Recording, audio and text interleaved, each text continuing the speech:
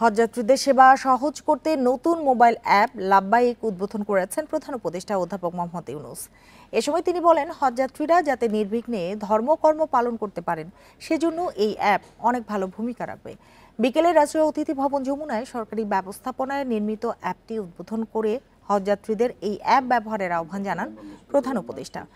Bundle থাকলে প্রতি সেনমানিতে টাকা বাঁচবে। বিকাশ সেনমানি বান্ডেল কিনে জিতুন প্রতি লেনদেনে।